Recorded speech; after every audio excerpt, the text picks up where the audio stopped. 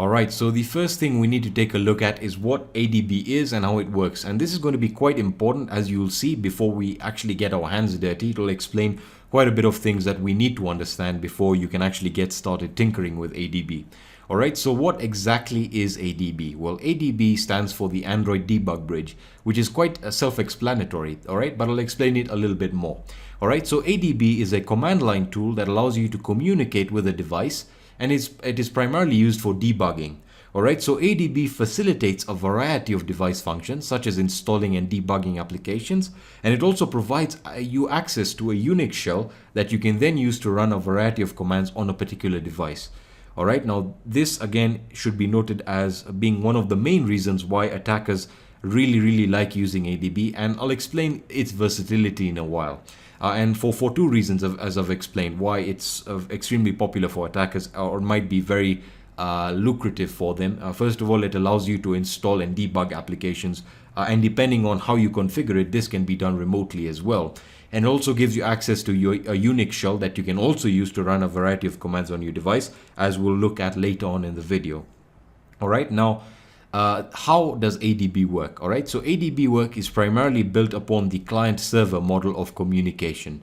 And there are three elements to that communication, and I'll explain the one that is added to ADB. Alright, so you have your client. The client is used to send commands, and it essentially runs on your computer or on the host. Alright, you then have the ADB daemon, or it is also known as the ADBD. Alright, and this runs on the target device in the background as a service, and it is responsible for executing commands on the target device. Alright, it's quite important to understand that bit, and I'll explain it a little bit more in a second. You then have your server. The server runs in the background of the host computer or the attacker's computer.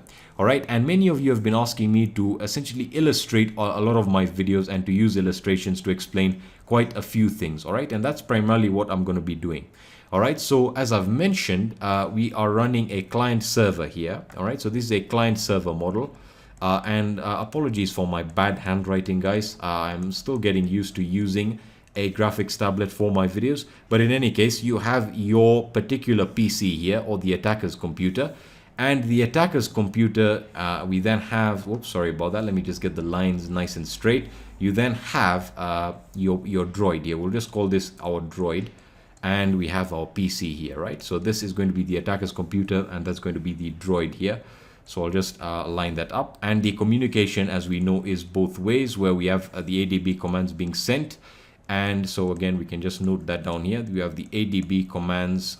Let me just get rid of that. I have text to shape here enabled. So we have our ADB commands that are going to be sent to the droid, and then we have the response that is going to be sent back to the PC. However, most of the execution will be done on the droid here, which is what we want.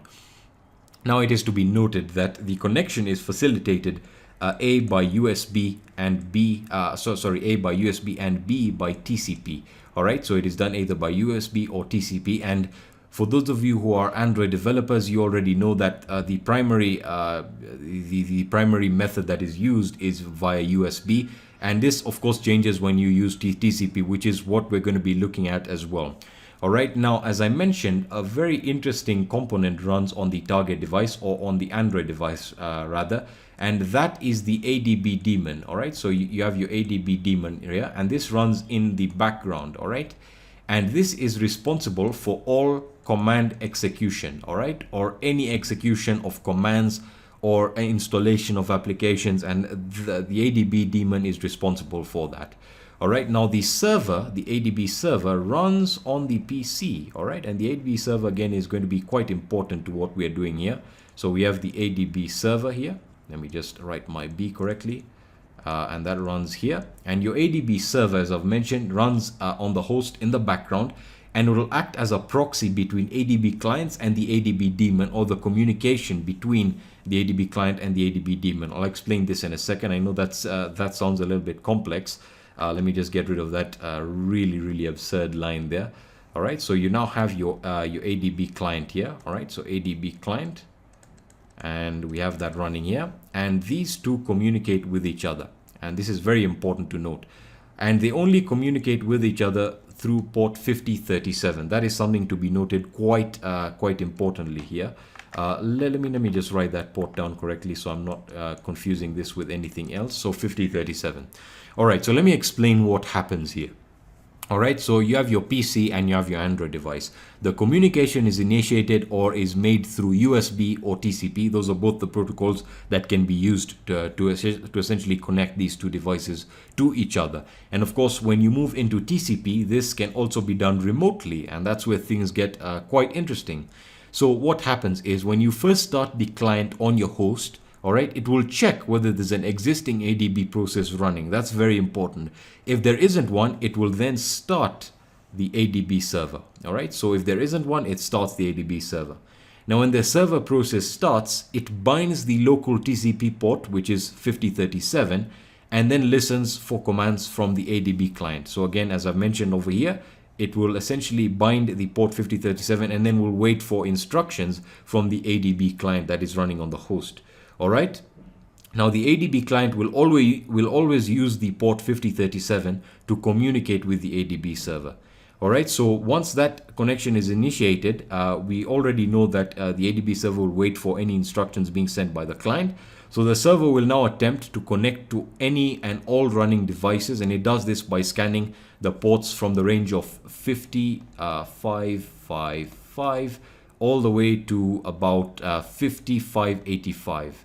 So 5585, and all the connected devices will be assigned these ports. And of course, if you're using USB, it's quite different. However, essentially, it is going, the ADB server scans all of this port range and will essentially connect to any of the device's particular ADB daemon. All right, and it will set up a connection to that port. All right, so the connection is very simple. Let me just summarize what we've taken a look at so far. All right, so the ADB client will essentially check for an existing ADB process running, ADB server process. If there isn't one, it will create the ADB server process. When the server process starts, it will bind to a local port, which is, we already know, is 5037, and then will listen for commands sent from the ADB client. All right, so it will wait for commands being sent. Once it receives the commands, it then sends these commands to the target device, which is running the ADB daemon, which is ready to receive these commands and then performs all the necessary execution or installing of apps. All right, so on the Droid, this is the critical component here. The ADB daemon is very important for connections here. All right. On your PC, the ADB server and ADB client share equal importance here and are very, very important, as we'll take a look at. All right, so now that we've understood how ADB works, let us now get our hands dirty and take a look at all the various ways an attacker could potentially exploit the ADB port and how it can all be done remotely as well. All right, so let's get started. All right, so let us take a look at the required tools we will be needing for this particular video.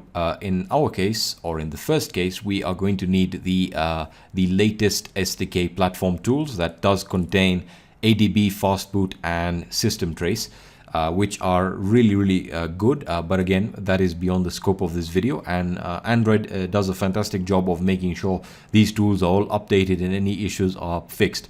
All right, so this can be found under developer.android.com. Under Studio Releases and Platform Tools. The link will be in the description section. So this gives you three options. You can download the SDK platform tools for Windows, Mac, or Linux. So whatever operating system you're running, you should be good to go. All right, so I'm currently running Windows. I'm going to just specify Windows and accept the license agreements. Make sure you go through them if you do want to. And I'm just going to hit download, and it's going to prompt me to download a zip file right over here. So I'm just going to wait for that to complete. And once that is done, we can actually get started with configuring them. All right, so once the tools are downloaded, you can now extract them to whatever directory you feel is comfortable for yourself. Make sure you remember the directory because it'll be quite important. So if we open up the folder, let me just drag that right over here so you can see it. And let me just expand that. All right, so we have our platform tools here. And within the platform tools, you can see we have all the executables that we require. We have ADB, we have the deployment agent. We also have the Fastboot tool right over here, which is quite important if you are an Android developer. However, to actually execute this, we can essentially right click here and we can open up a PowerShell window here. Or if you prefer to use a command prompt, you can also do that as well. However, you can also use the command prompt from within the Windows PowerShell, as I'll show you in a second here.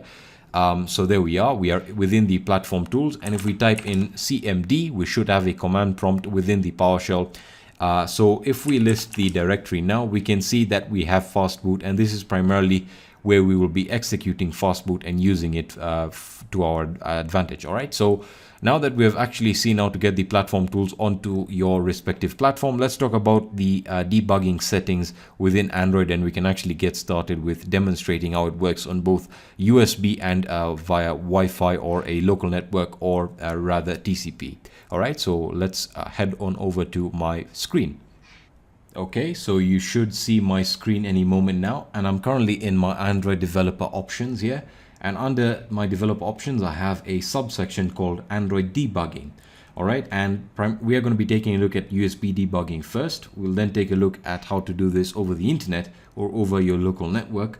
So the first thing we want to do is enable USB debugging. All right, once we hit OK, we will now be prompted to actually allow the connection to this particular computer in a second. So while that is recording, if we simply type in our command prompt right over here, if we type in ADB devices, we should be able to see the connected device in a second. All right, and on our Android device, we should see the message telling us here. So I'm always going to allow connections from this computer, and we then have the list of devices attached. All right, now once we have essentially established that there is or are any ADB devices, we can now connect to these particular devices and perform a large variety of functions, and a large variety of commands can be executed on them. So for example, I can type in, if I wanted to sort of upload a file to that particular device, I could type in ADB push, and then I specify the file.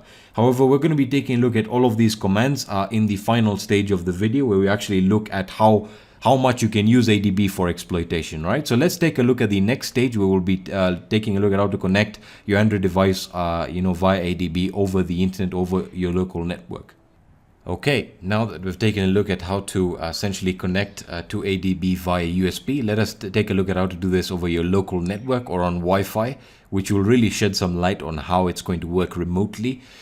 So again, we're going to be using the same set of tools. We simply need to be in the platform tools folder here in your command prompt, or you can also use PowerShell if you so please.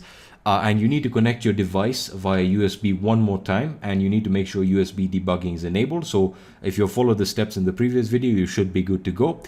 So the first thing we need to run now is we need to make sure we have the device connection. So I'm just going to type ADB devices, and yes, we do have the device attached via USB, and now we need to enable ADB TCP IP. All right, so this will essentially allow us to run ADB on that particular target device on a particular port. The port ranges I had specified in the previous video.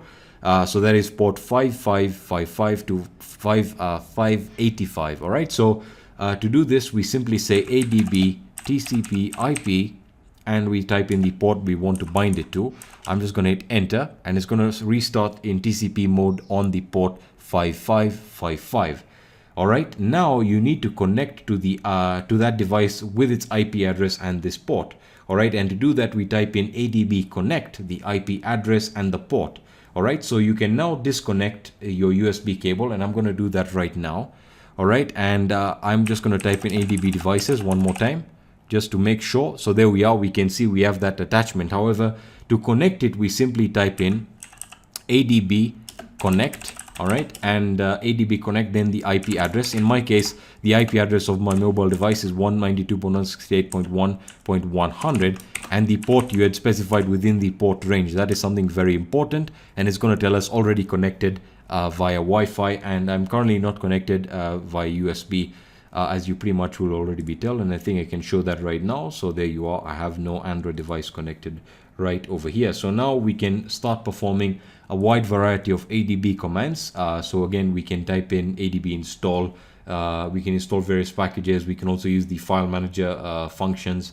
So again, we can type things, for example, like ADB shell IP, and we hit enter, and there you are, you have additional usage here. All right, so now that we've taken a look at how it works, let us now take a look at how to use PhoneSploit to exploit ADB completely, and we'll take a look at all the relevant ADB commands that can aid you in exploitation or remote exploitation. Alright, so I'll see you in the next segment. Alright, so we are in the final segment of the video, and in this particular segment we're going to be looking at the overall exploitability of ADB using a variety of tools, and we're going to see how this can lead to further exploitation. Alright, so the tool we'll be using or utilizing in this particular case is going to be PhoneSploit. Alright, so the link to the GitHub repository will be in the description. You can take a look at all the features. And as I was saying in the previous segment, with the various ADB commands, you can perform quite a bit of functions. You can perform quite a bit of stuff on the phone. However, this tool actually gives you more functionality in regards to getting a shell on the device. So you can do quite a bit remotely. And mind you, I am still running ADB over Wi-Fi on my device currently. So I'll show you how to set it up and all of that. So you can run PhoneSploit on Windows and Linux. I'm going to be running it on Kali Linux, as you can probably see.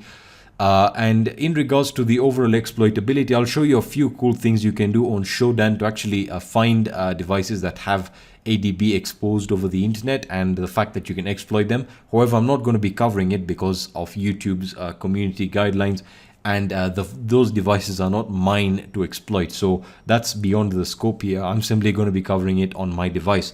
And mind you, as I said, this is done over Wi-Fi, and can lead to further exploitation.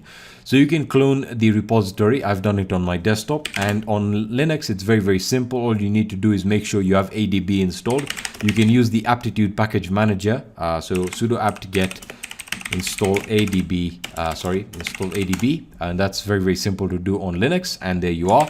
And to get started, we can simply type in Python and main linux.py. all right, and once we hit enter, it's going to ask us whether we already have ADB installed. I'm just going to hit yes, I do. It's going to start the ADB server, restart. It's going to restart it in on that particular port. And again, if you don't have the ADB daemon running, it's going to start that running for you. You then have your first option, which is showing the currently connected devices. You have the second one to disconnect all devices. You have your third option to connect a new phone. You can access a shell on a phone. You can install an APK on a phone. You can record the phone. You can screen record it. You can record. You can take a screenshot. You can restart the server. You can pull folders from the phone to a PC. You can turn the device off, uninstall an app, show real time log of the device, dump system info, list all apps on a phone, and run an app. So you can see that we have a ton of functionality here. So the first thing I want to do is I want to connect a new phone. All right, so it's going to tell me error, no devices or emulators found. Connect a phone. So I'm going to hit 192.168.1.100. that is the IP address of my device. All right, so I'm just going to hit enter, and as you can see, for some reason it's telling us that there is no particular. All right, so I do not need to specify the port there, so I'm going to hit enter, and there we are. All right, so can I use variables here? No. All right, so I'll just show the connected devices, and for some reason it's telling us we do not have any connected devices. So I'll just try and connect a new device again. All right, so I'll just wait for that right over here. Connect a new device, 192.168.1.100. hit enter, and let me just list that one more time. All right, so there we are. So we can see immediately that we have my device here, and it is running on this particular IP and that particular port, and we're ready to go. All right, so now we can get started with the additional functionality. So the first thing you can do is you can again disconnect all devices, connect a new phone. You can access a shell, although it may be restrictive, it is a shell irregardless. So I'm just going to hit option 4, enter the device name. This is going to be 0.1.100. Oops, sorry, that is 100, and the port is 5555. Hit enter, and immediately we get a shell on the device. So who am I? You can see we are shell. If we type in ID, you have the various user IDs on that particular system. If I type in my current working directory, I'm in the home or the root of the device, not the root directory, but the root of the device. So if I list all the files here, you can see for some files like the initialize scripts, we do not have access to view it. We do not have appropriate permissions to view them. So we have access to the root directory, the storage, the SD card. So for example, if I go into SD card here, And if we list the files in there, you can see I have all the various directories on my particular phone. I'll obviously blur them, but that's how to actually get a shell on the phone. And right from here, you can already see the amount of access you get. So I'm just going to exit here. So let's take a look at some of the additional functionality and where I think you can really perform quite a bit of malice, and that is from installing an APK on a phone. So again, you can install an APK on a phone. If I hit option 5, it's going to specify the device name here. So it's going to prompt us to specify the device name. I'm going to hit enter. It's going to then ask you to specify the APK location. In my case, I'm not specifying. I'm not going to specify any particular directory. I know it's told you here that the file name does not exist, and there is an issue with the script where it tells you that the APK has been installed. In any case, if once you have the APK installed, if you're installing a payload, you can then execute it. All right, so you can take a look at other bits of functionality like screen recording the phone or taking a screenshot. So 192.168.1.100 and 5555, hit enter, root desktop, and we should get a screenshot. So there we are. We were able to get the screenshot pulled and onto our desktop here, and my screen currently is locked. So let's try that one more time with the screen unlocked. All right, so I'll just close this up and we'll get an additional screenshot here, and we will now get a new screenshot here. So we're going to say option 7, and let me just copy the device name, which is really the IP and its corresponding port that is listening on. Paste that in there, and we'll wait for a connection. And there we are. Looks like we got a screenshot this time, and immediately you can see that we were successfully able to get a screenshot of my device here, which is pretty cool. And you can also do the same for recording the screen. Oops, sorry about that. That's not where I wanted to go. So if you take a look at the options here, it does give you a ton of functionality. So you can restart the server, pull folders from the phone to the PC. You can also turn the device off, uninstall an app, show a real-time log. So let's try and view the log here. With a traditional ADB, you can also view the system processes that are currently running. So there we are. You can see a log here. So these are all the logs on that particular device, which is pretty cool. And I'm not going to get into all the functionality, but that's totally up to you here. So let me just terminate that. So it's all up to you and all in regards to what you want to do. Now, a lot of people are going to ask me, well, what is really awesome about this if you can get a hold of someone's mobile device, right? So that's where, exploitation of tools or using tools like Shodan. Let me just open up Shodan here. So if you use Shodan, you can actually find Android devices all around the world that have ADB enabled and exposed over the internet. So if I'm just to demonstrate this for you, you can say something like Android debug bridge, and already have the search term here. And immediately we get devices that are currently open to be accessed. And it's very interesting to see the type of devices that you're able to access. So for example, if we open up this one right over here, and I'm not going to exploit it because I know YouTube really doesn't like that. So you can see it's in Sweden, and you have the ISP there, the latest update.